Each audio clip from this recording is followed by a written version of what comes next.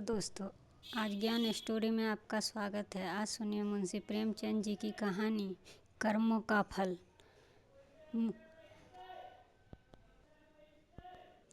मुझे हमेशा आदमियों की रखने की सनक रही है और अनुभव के आधार पर यह कह सकता हूँ कि यह अध्ययन जितना मनोरंजक, शिक्षाप्रद और उद्घाटनों से भरा हुआ है, उतना शायद और कोई अध्ययन न होगा। लेकिन अपने दोस्त लाला साईं दयाल से बहुत अरसे तक दोस्ती और बेतकल्लुफ़ी के संबंध रहने पर भी मुझे उनकी थाह न मिली। मुझे ऐसे दुर्बल शरीर में ज्ञानियों की सी शांति और संतोष देखकर आश्चर्य होता था, जो एक नाजुक पौधे की तरह मुसीबतों के झोंके में भी अचल और अटल रहता था। ज्यों बहुत ही वह मामूली दर्जे का आदमी था, लेकिन जिसमें मानव कमजोरियों की कमी न थी। वह वादे बहुत करता था, लेकिन उन्हें पूरा करने की कोई ज़रूरत नहीं समझता था। वह मिथ्याभाषी न हो, लेकिन सच्चा भी न था। बेमुरव्वत न हो, लेकिन उसकी मुरव्वत छिपी रहती थी। उसे अपने कर्तव्य पर पाबंद रखने के लिए दबाव और निगरानी की ज़रूरत थी। किफ़ायत शायरी के उसूलों से बेखबर, मेहनत से जी चुराने वाला, उसूलों का कमज़ोर, एक ढीला ढाला मामूली आदमी था। लेकिन जब कोई मुसीबत सिर पर आ पड़ती थी तो उसके दिल में साहस और दृढ़ता की ज़बरदस्त ताकत पैदा हो जाती थी, जिसे शहीदों का गुण कह सकते हैं। जिसके पास न दौलत थी, न कोई धार्मिक विश्वास, जो ईश्वर पर भरोसा करके और उसकी इच्छाओं के आगे सिर झुका देने का एक स्रोत है। एक छोटी सी कपड़े की दुकान के अलावा उसकी कोई जीविका न थी। ऐसी हालतों में उसकी हिम्मत और दृढ़ता का सोता कहाँ छिपा हुआ है, वहाँ तक मेरी अन्वेषण दृष्टि भी नहीं पहुँच सकती थी। बाप के मरते ही मुसीबतों ने उस पर छापा मारा। कुछ थोड़ा सा कर्ज विरासत में मिला, जिसमें बराबर बढ़ते रहने की आश्चर्यजनक शक्ति छिपी हुई थी। बेचारे ने अभी बरसी से छुटकारा भी नहीं पाया था कि महाजनों ने नालिश की और अदालत के तिलिस्मी अहाते में पहुँचते ही यह छोटी सी हस्ती इस तरह फूली जिस तरह मशक फलती है। डिग्री हुई। जो कुछ जमा धरा था, बर्तन भांडे हांडी तावा, उसके गहरे पेट में समा गए। मकान भी न बचा। बेचारे मुसीबतों के मारे साईं दयाल का अब कोई ठौर ठिकाना न था। कौड़ी कौड़ी को मोहताज हो गया। न कहीं घर न बार। कई कई दिनों के फाके गुजारे थे उसने। अपनी तो खैर उसे ज़रा भी फिक्र न थी, लेकिन बीवी थी, 2-3 बच्चे थे, उनके लिए तो कोई न कोई फिक्र करनी पड़ती थी। कुनबे का साथ और बेशेरो सामानी का बड़ा दर्दनाक दृश्य था वह। शहर से बाहर एक पेड़ की छाह में वह आदमी अपनी मुसीबत के दिन काट रहा था। सारे दिन बाजारों की खाक छानता रहता। आह, मैंने एक बार उस रेलवे स्टेशन पर देखा था। उसके सिर पर एक भारी बोझ था। उसका नाजुक सुख सुविधाओं में पला हुआ शरीर पसीने पसीने हो रहा था। पैर मुश्किल से उठते थे। दम फूल रहा था, लेकिन चेहरे से मर्दाना हिम्मत, मजबूत इरादे की रोशनी टपकती थी। चेहरे से पूर्ण संतोष झलक रहा था। उसके चेहरे पर ऐसा इत्मीनान था कि जैसे यही उसका बाप दादाओं का पेशा है। मैंने हैरत से उसका मुंह देखा। दुख में हमदर्दी दिखलाने की कोई हिम्मत न हुई। कई महीनों तक यही कैफियत रही। आखिरकार उसकी हिम्मत और सहनशक्ति उसे इस कठिन दुर्गम घाटी से बाहर निकाल लाई। थोड़े ही दिनों बाद मुसीबतों ने फिर उस पर हमला किया। ईश्वर ऐसा दिन किसी दुश्मन को भी न दिखलाए। मैं 1 महीने के लिए बम्बई चला गया था।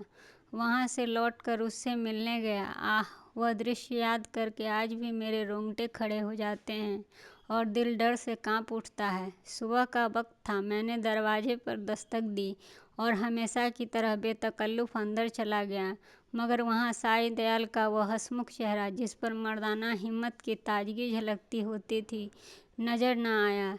मैं 1 महीने के बाद उसके घर पर जाऊं और यह आँखों से रोते हुए लेकिन होठों से हंसते हुए दौड़कर मेरे गले लिपट न जाए। ज़रूर कोई आफत है। उसकी बीवी सिर झुकाए आई और मुझे अपने कमरे में ले गई। मेरा दिल बैठ गया। साईं दयाल एक चारपाई पर मैले कुचैले कपड़ों में लेटा हुआ था और दर्द से कराह रहा था। आंखें बंद किए पड़ा हुआ था। जिस्म और बिछौने पर मक्खियों के गुच्छे बैठे हुए थे। आहट पाते ही उसने मेरी तरफ देखा। मेरे जिगर के टुकड़े हो गए।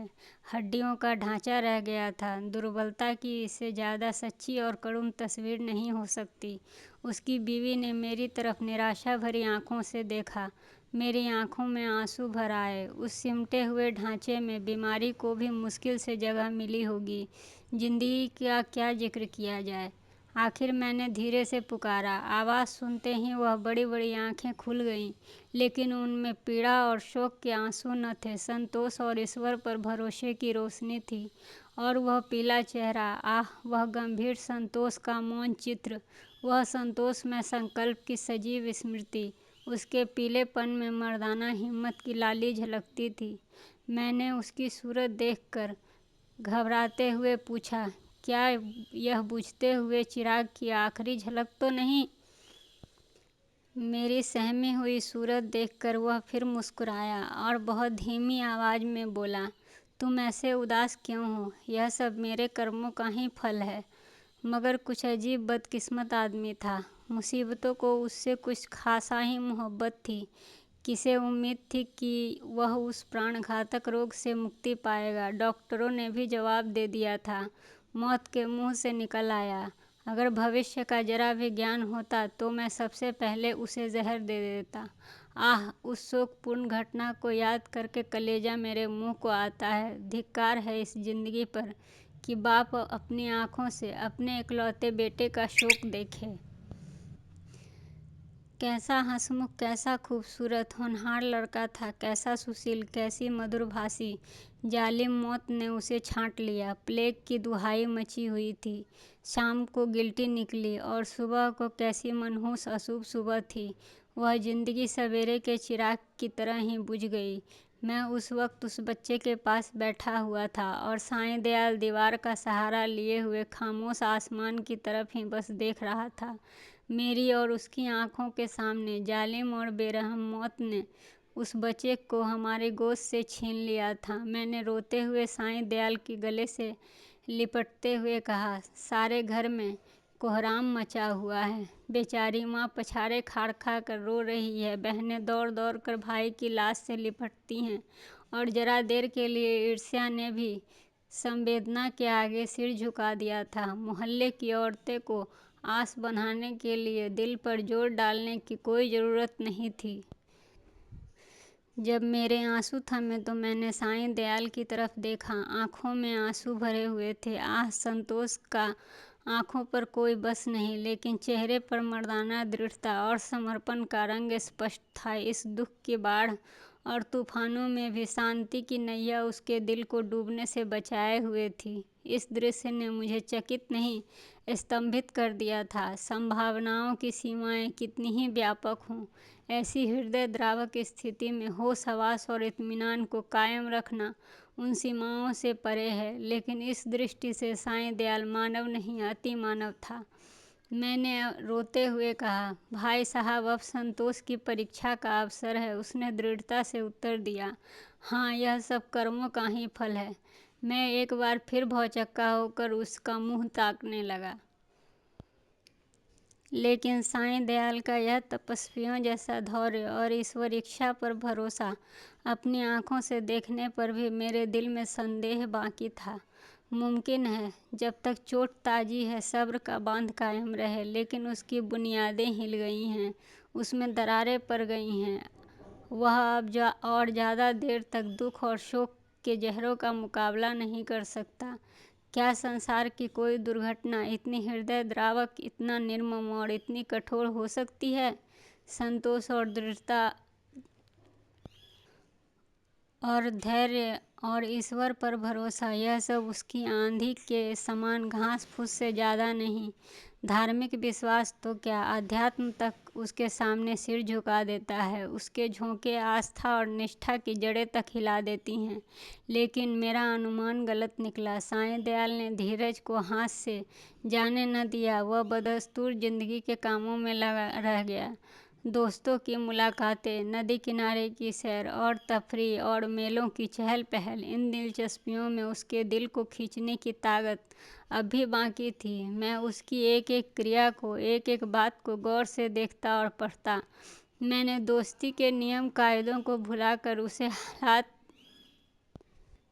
में देखा जिसमें उसके विचारों के सिवा और कोई भी न था। लेकिन उस हालात में भी उसके चेहरे पर वही पुरुषोचित धैर्य था और शिकवे शिकायत का एक शब्द भी उसकी जबान पर नहीं आया।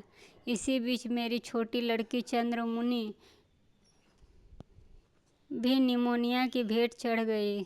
दिन के धंधे से फुर्सत पाकर जब मैं घर पर आता और उसे प्यार से गोद में उठा लेता तो हृदय को जो आनंद और आत्मिक शक्ति मिलती थी उसे शब्दों में मैं व्यक्त नहीं कर सकता। उसकी अदाएं सिर्फ दिल को लुभाने वाली नहीं, गम को भी भुलाने वाली हैं। जिस वक्त वह हुमक कर मेरी गोद में आकर बैठती तो मुझे तीनों लोग की संपत्ति मिल जाती थी। उसकी शरारतें कितनी मनमोहक थी। अब हुक्के में मज़ा नहीं रहा, कोई चिलम को गिराने वाला नहीं, खाने में कोई मज़ा नहीं आता, कोई थाली के पास बैठा हुआ उस पर हमला करने वाला जो नहीं।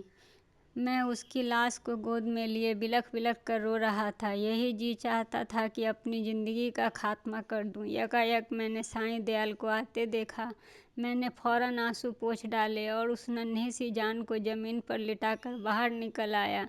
उस धैर्य और संतोष के देवता ने मेरी तरफ संवेदनशीलता की आंखों से देखा और मेरे गले से लिपट कर रोने लगा। मैंने कभी उसे इस तरह चीखें मारकर रोते हुए नहीं देखा था। रोते रोते उसकी हिचकियां बंध गईं। बेचैनी से बेसुध और बेहार हो गया। यह वही आदमी था जिसका इकलौता बेटा मर गया था। माथे पर बल नहीं आया। फिर यह काया पलट क्यों? इस शोकपूर्ण घटना के कई दिनों बाद जब दुखी दिल संभालने लगा, एक रोज हम दोनों नदी की सैर को गए। शाम का वक्त था। नदी कहीं सुनहरी, कहीं नीली, कहीं काली, कहीं थके हुए मुसाफिर की तरह धीरे धीरे बह रही थी। हम दूर जाकर एक टीले पर बैठ गए, लेकिन बातचीत करने को जी नहीं चाहता था। नदी के मौन प्रवाह ने हमको भी अपने विचारों में डुबो दिया। नदी की लहरें विचारों की लहरों को पैदा कर देती हैं। मुझे ऐसा मालूम हुआ कि प्यारी चंद्रमुखी लहरों की गोद में बैठी मुस्कुरा रही है। मैं चौंक पड़ा और अपने आंसुओं को छिपाने के लिए नदी में मुंह धोने लगा। साईं दयाल ने कहा, भाई साहब, दिल को मजबूत करो, इस तरह कुढ़ोगे तो जरूर बीमार हो जाओगे। मैंने जवाब दिया, ईश्वर ने जितना संयम तुम्हें दिया है उसमें से थोड़ा सा मुझे भी दे दो। मेरे दिल में इतनी ताकत नहीं है। साईं दयाल मुस्कुराकर मेरी तरफ ताकने लगे। मैंने उसी सिलसिले में कहा, किताबों में तो दृढ़ता और संतोष की बहुत सारी कहानियाँ पढ़ी हैं, मगर सच मानो तुम जैसा दृढ़ कठिनाइयों में सीधा खड़ा रहने वाला आदमी मेरी नज़र से आज तक नहीं गुजरा। तुम जानते हो, मुझे मानव स्वभाव के अध्ययन का हमेशा ही से शौक रहा है, लेकिन मेरे अनुभव में तुम अपनी तरह के अकेले आदमी हो। मैं यह ना मानूंगा कि तुम्हारे दिल में दर्द और घुलावट नहीं, उसे मैंने अपनी आँखों से देखा है। फिर इस ज्ञानियों जैसा संतोष और शांति का रहस्य तुमने कहाँ से छिपा रखा है? तुम्हें इस समय इस रहस्य को मुझसे कहना पड़ेगा। साईं दयाल कुछ सोच समझकर विचारों में पड़ गया और जमीन की तरफ ताकते हुए बोला, यह कोई रहस्य नहीं, यह सब मेरे कर्मों का फल है। यह वाक्य मैंने चौथी बार उसकी ज़बान से सुना और बोला, जिन कर्मों का फल ऐसा शक्तिदायक है, उन कर्मों की भी मुझे कुछ दीक्षा दो। मैं ऐसे कर्मों से क्यों वंचित रहूं? साईं दयाल ने व्यथापूर्ण स्वर में कहा, ईश्वर न करे कि तुम ऐसा कर्म करो और तुम्हारी ज़िंदगी पर उसका काला दाग लगे। मैंने जो कुछ किया है वह मुझे लज्जाजनक और ऐसा घृणित मालूम होता है कि उसकी मुझसे जो कुछ सज़ा मिले मैं उसे खुशी के साथ झेलने को तैयार हूँ। आह, मैंने ऐसे पवित्र खानदान को, जहाँ मेरा विश्वास और मेरी प्रतिष्ठा थी, अपनी वासनाओं की गंदगी में लिथेरा, और ऐसे पवित्र हृदय को जिसमें मोहब्बत का दर्द था, जो सौंदर्य वाटिका की एक अनोखी नई खिली हुई कली थी और सच्चाई थी। उस पवित्र हृदय में मैंने पाप और विश्वासघात का बीज हमेशा के लिए बो दिया। यह पाप है जो मुझसे हुआ है, और उसका पल्ला उन मुसीबतों से भारी है जो मेरे ऊपर अब तक पड़ा है या आगे चलकर पड़ेंगी। कोई सज़ा, कोई दुख, कोई क्षति उसका प्रायश्चित नहीं कर सकती। मैंने सपने में भी न सोचा था कि शायद दयाल अपने विश्वासों में इतना दृढ़ है। पाप हर आदमी से होता है। हमारा मानव जीवन पापों की एक लंबी सूची है। वह कौन सा दामन है जिस पर यह काला दाग न हो। लेकिन कितने ऐसे आदमी हैं जो अपने कर्मों की सजाओं को इस तरह उदारतापूर्वक मुस्कुराते हुए झेलने के लिए तैयार हों। हम आग में कूदते हैं लेकिन जलने के लिए तैयार नहीं होते। मैंने साईं दयाल को हमेशा इज्जत की निगाह से देखा है। इन बातों को सुनकर मेरी नज़र में उसकी इज्जत और तिगुनी हो गई है। एक मामूली दुनियादार आदमी के सीने में एक फ़कीर का दिल छिपा हुआ था, जिसमें ज्ञान की ज्योति चमकती थी। मैंने उसकी तरफ श्रद्धापूर्ण आँखों से देखा और उसे गले से लिपटाकर बोला, साईं दयाल, अब तक मैंने तुम्हें एक दृढ़ स्वभाव का आदमी समझा था, लेकिन आज मालूम हुआ कि तुम उन पवित्र आत्माओं में से हो जिनका अस्तित्व संसार के लिए वरदान है। तुम ईश्वर के सच्चे भक्त हो और मैं तुम्हारे पैरों में सिर झुकाता हूँ। दोस्तों, आपको ये कहानी कैसी लगी? पसंद आया हो तो please like and subscribe my channel.